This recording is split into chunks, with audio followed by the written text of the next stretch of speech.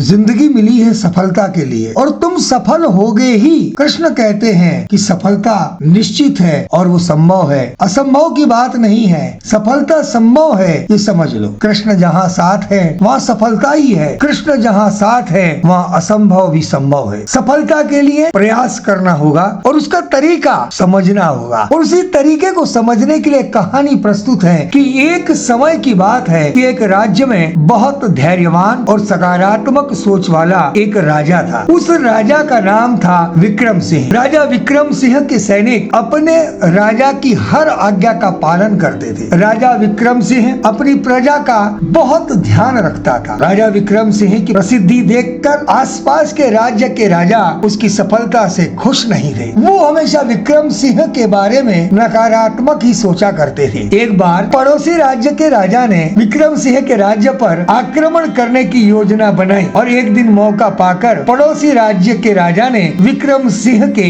राज्य पर आक्रमण कर दिया। राजा विक्रम सिंह और उसके सैनिक उस आक्रमण के लिए तैयार ही नहीं थे। फिर भी उन्होंने पहले दिन के युद्ध में केवल अपना बचाव ही किया। शाम हुई और शाम के बाद में राजा ने अपने सेनापति से कहा, कल के युद्ध की योजना बनाना है। आज हमने केवल अपना बचाव किया है, लेकिन कल हम पूरी तैयारी के साथ युद्ध में उतरेंगे। आप सभी सैनिकों को युद्ध के लिए तैयार करो। सेनापति ने राजा की आज्ञा का पालन करते हुए सभी सैनिकों को युद्ध के लिए तैयार किया, लेकिन सभी सैनिक युद्ध को लेकर बड़े ही चिंतित थे, क्योंकि पड़ोसी राज्य के राजा के पास सैनिकों की संख्या बहुत अधिक थी। सैनिकों को डर था कि हम इतनी विशाल सेना के साथ युद्ध कैसे करेंगे और हम उनसे कैसे जीत पाएंगे। जब राजा को सैनिकों के मन की ये बात पता चली, तब राजा ने सोचा कि युद्ध तो जीतना ही है। जीवन में हार मानने की अपेक्षा प्रयास करना होगा, और वह प्रयास कुछ अलग तरीके से करना होगा, तभी जीत संभव होगी। आज की भाषा में उसे हम स्मार्ट वर्क भी कहते हैं। राजा ने सोचा कि सभी को मोटिवेट किया जाए ताकि उनके मन में जो भय है वो दूर हो सके और उनकी अपनी जो क्षमता है उसके अनुरूप वो लड़ सके, कार्य कर सके और प्रयास कर सके, क्योंकि भय से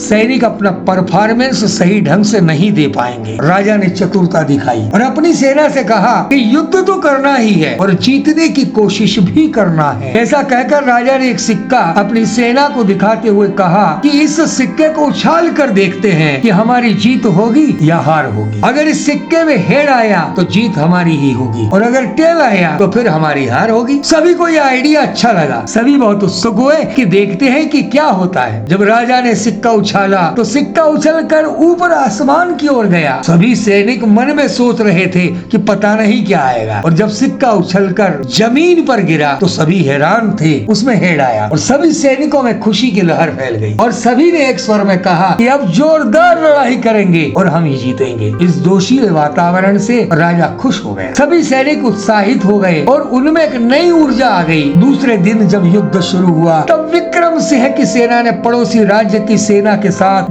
डटकर मुकाबला किया और युद्ध में एक बड़ी जीत हासिल की। सब सैनिक अपने जीत से बहुत खुश हुए। राज्य में उत्सव सा वातावरण हुआ और राजा के उस पराक्रम की चर्चा अन्य राज्यों तक पहुंची और प्रशंसा हुई। जीत का उत्सव जो हो रहा था, उस उत्सव में सैनिकों का सत्कार हुआ। कुछ सैनिकों ने राजा से कहा कि अगर सिक्के में हेड नहीं आता तो हम जीत नहीं पाते। इस पर राजा ने कहा कि नहीं, बिल्कुल नहीं, सिक्के से जीत नहीं हुई, जीत हुई है आप सभी के पराक्रम से, जीत हुई है आप सभी के प्रयासों से, क्योंकि सिक्के में तो हेड ही आना था। ये सुनकर सब हैरानी से कहने लगे, ऐसा क्यों? तब राजा ने सब सैनिकों को वह सिक्का दिखाया। उस सिक्के के दोनों तरफ हेड ही था। वह देखकर सभी सैनिकों ने ताली बजाई और उन्हें अपने राजा की चतुरता, उत्साहवर्धन की क्षमता और बुद्धिमानी पर गर्व हुआ। राजा ने सबको समझाते हुए कहा कि हमारी जीत या हार हमारी सोच पर निर्भर होती है। अगर मैं आपसे यह कहता कि इस युद्ध में हमारा जीतना मुश्किल है तो शायद आप निराश मन से युद्ध करते और हार जाते। हम भले ही संख्या में कम थे, परंतु हमारी सकारात्मक सोच की वजह से और अपने साहस से हम ये जीत हासिल कर पाए। यह सुनकर सभी सैनिक बहुत खुश हुए और उन्होंने राजा से वादा किया कि वह हमेशा सकारात्मक ही सोचेंगे। मोरल, इस कहानी से हम ये सीख सकते हैं कि हमारी हार और जीत हमारी सोच पर ही निर्भर होती है। हमें हमेशा पॉजिटिव सोचना चाहिए। अगर हम पॉजिटिव सोचेंगे तो हमें अपनी मंजिल को पाने के लिए ऊर्जा ऊर्जा मिलेगी। और अगर हम नेगेटिव सोचेंगे तो हम अपनी मंजिल नहीं पा सकते हैं। परिस्थिति कैसी भी हो, हार नहीं मानना चाहिए। अपने बॉस का, अपने परिवार के मुखिया का, बड़ों का सुनना चाहिए। यह कहानी आपको कैसी लगी कमेंट में जरूर बताएं। वीडियो को लाइक करें, कमेंट करें और अपने मित्रों को भी शेयर करें। आपको सफल जीवन की शुभकामनाएं। प्रणाम, आपका मित्र चंद्रशेखर तापी। नमस्कार। आपने मेरा चैनल सब्सक्राइब न किया हो तो चैनल सब्सक्राइब कीजिए। Thank you very much. Be happy, be successful और नए साल की शुभकामनाएं।